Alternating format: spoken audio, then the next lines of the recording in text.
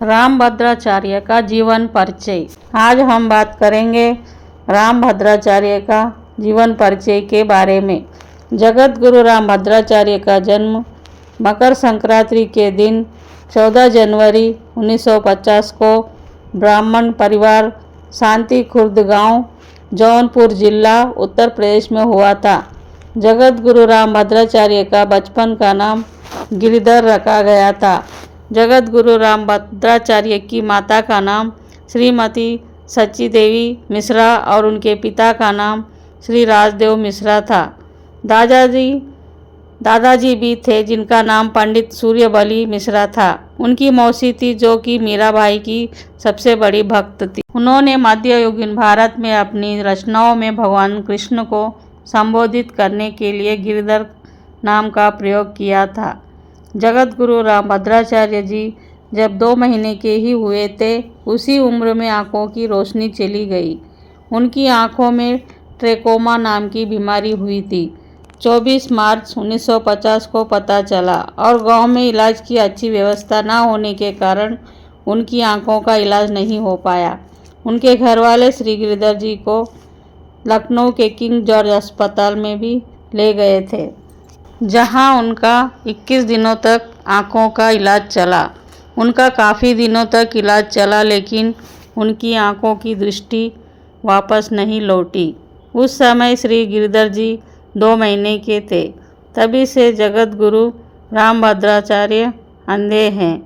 श्री गिरिधर जी आँखों से अंधे होने के कारण पढ़ लिख भी नहीं सकते थे और उन्होंने अपनी पढ़ाई के लिए ब्रेल लिपि का भी प्रयोग नहीं किया।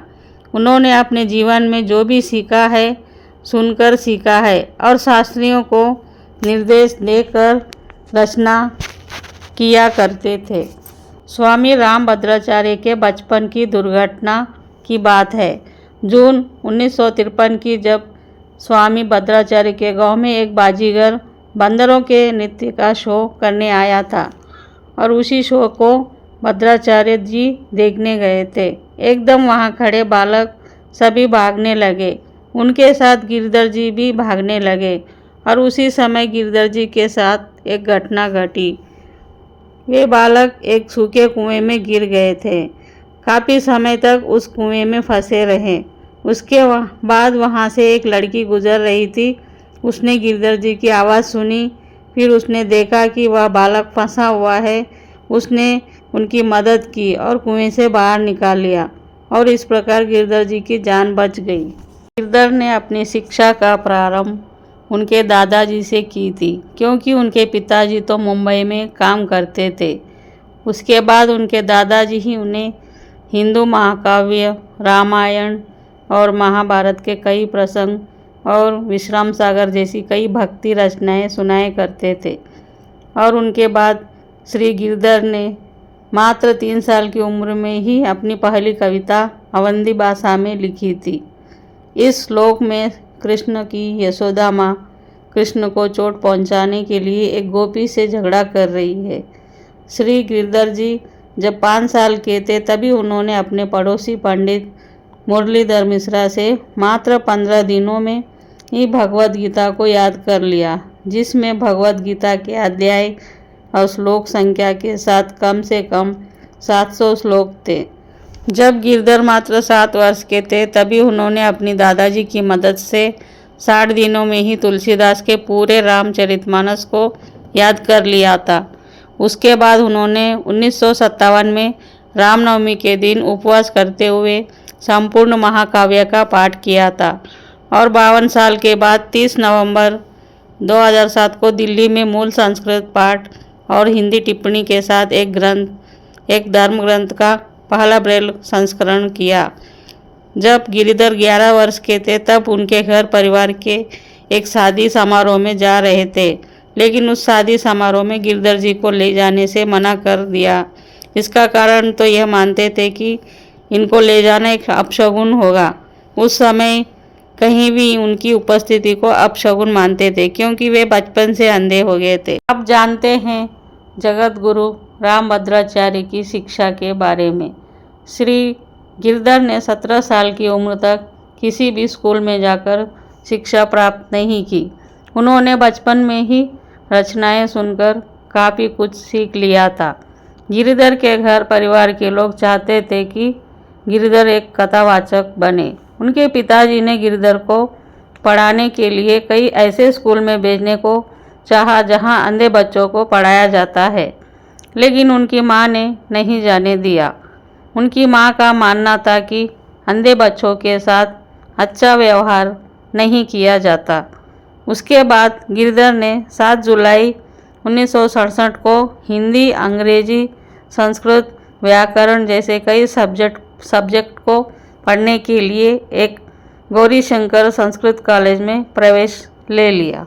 श्री गिरिधर ने सीखने के लिए ब्रेल लिपि भाषा का प्रयोग नहीं किया। उन्होंने अपने जीवन में जो भी सीखा है सिर्फ सुनकर ही सीखा है।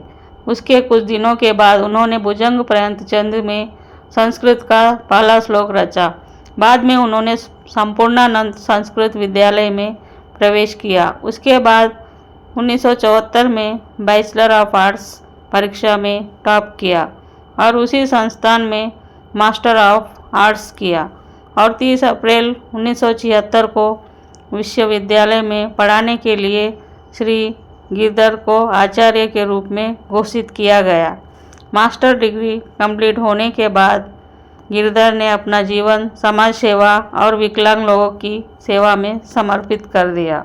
उसके बाद 9 मई 1997 से गिरधर को सभी लोग रामभद्राचार्य के नाम से जानने लगे थे।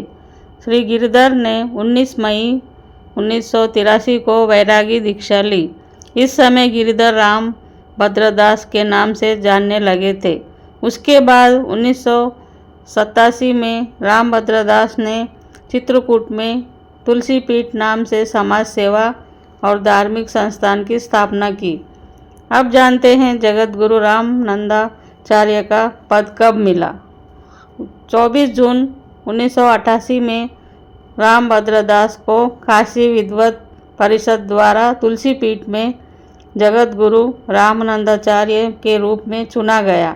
उसके बाद उनका अयोध्या में अभिषेक किया गया, जिसके बाद उन्हें स्वामी रामभद्राचार्य के नाम से जानने लगे। स्वामी रामभद्राचार्य ने अयोध्या मामले में गवाही दी। सुप्रीम कोर्ट में उनकी गवाही का कोर्ट भी कायल हो गया था। श्री राम जन्मभूमि के पक्ष में वे गवाही के तौर पर उपस्थित हुए। स्वामी रामभद्राचार्य ने अयोध्या में राम मंदिर होने की 437 प्रमाण कोर्ट को दिए हैं। जगत गुरु रामभद्राचार्य प्राचीन ग्रंथों का उल्लेख में बताया है कि वाल्मीकि रामायण के बालकांड के 8वें श्लोक में श्री राम जन्म के बारे में बताया गया है। उसके बाद स्कंद पुराण में भी बताया गया है। इसके अलावा पूर्व अर्थवेद के 10वें कांड के 31वें द्वितीय मंत्र में स्पष्ट कहा गया है, 8 चक्रों व 9 प्रमुख द्वार वाली अयोध्या देवताओं की है। उसी अयोध्या में राम मंदिर है। स्वामी रामभद्राचार्य ने कहा है, वेद में राम जन्म का स्पष्ट प्रमाण दिया गया है। कहते हैं रामचरितमानस में स्पष्ट लिखा है कि बाबर के सेनापति और दुष्ट लोगों ने राम जन्मभूमि के मंदिर को तोड़कर मस्जिद को बनाया है और कई हिंदुओं को मार डाला। तुलसीदास ने इस पर अपना दुख भी प्रकट किया है, लेकिन वहां पर मंदिर तोड़े जाने के बाद भी हिंदू राम की सेवा करते थे। वहीं साधु संत सोते थे और प्रतीक्षा करते थे, कभी तो रामलला की कृपा होगी और एक न एक दिन यहाँ मंदिर का निर्माण जरूर होगा। स्वामी रामभद्राचार्य को भारत के दूसरे सर्वोच्च नागरिक 2015 में पद्म भूषण से सम्मानित किया गया।